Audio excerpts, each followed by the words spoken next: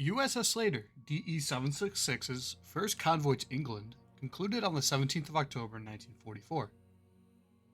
The previous day, convoy CU-42 had split into two groups, bound for different destinations. Slater's new convoy of 11 ships entered Liverpool and anchored at 0209 in 10 fathoms of water with 60 fathoms of chain out to the starboard anchor.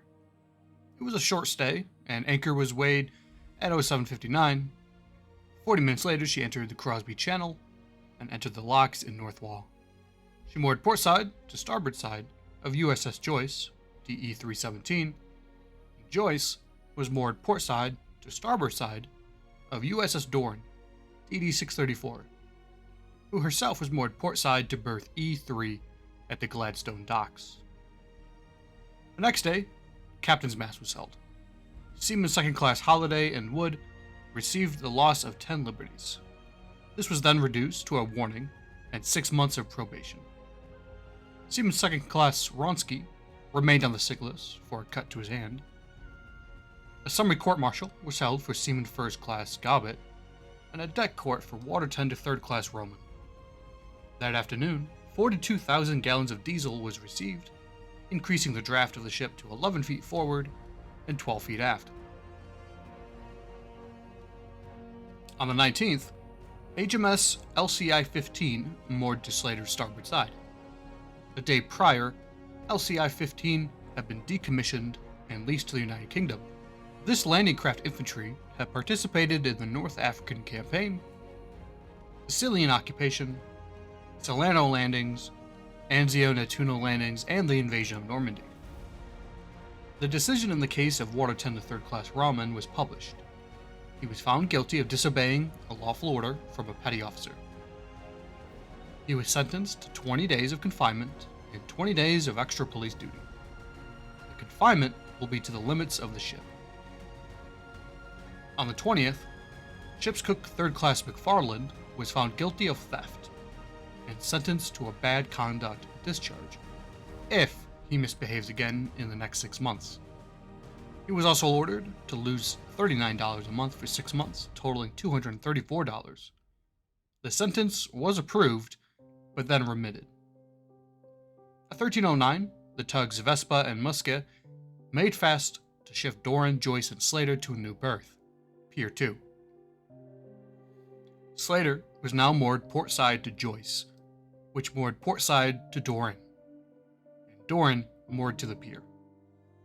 Shortly after mooring, Slater breasted out to allow a fuel barge to refuel Joyce, and the tugs returned at 1543 to move Slater once again, this time starboard side to port side of HMS K-372. Slater got underway that evening when pilot Dundle came aboard. Slater was heading to Milford Haven. Dundle departed the ship at 1830, and she began sailing south at 17 knots with a degaussing set. Slater continued sailing independently from Milford Haven into the 21st. She entered the torpedo nets at 0912, and pilot Mr. Roberts came aboard to bring her in. At 0950, she was moored port side to HMS War Hundu, a war-class freighting tanker built in 1919. Lieutenant Healy completed his weekly magazine and sprinkler inspection. Mr. Roberts returned to the ship at 1510, and a British water tender came alongside. 2,665 gallons was received. Slater got underway at 1642 with the Milford Haven section of CU-42A, bound for New York City.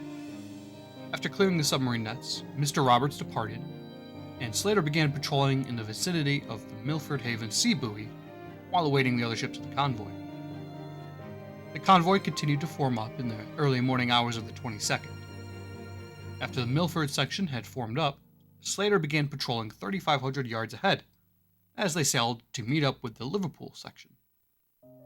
The convoy commodore is an SS Talisman, and upon rendezvousing with the other section, the CTG remained in Doran.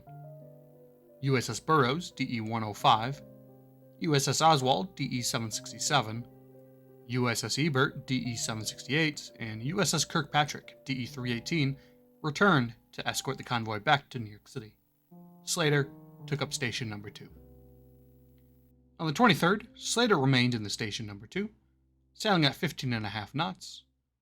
The barometer began rising steadily at 0600, and the swells and wind did as well. Spray began to be taken over the forecastle, and then anti-aircraft firing practice was held. 3 rounds of 3-inch, 42 rounds of 40mm, and 17 rounds of 20mm were expended. A radar tracking exercise directly after, completing after 45 minutes. As she sailed into the night, she took up night position patrolling station number 2.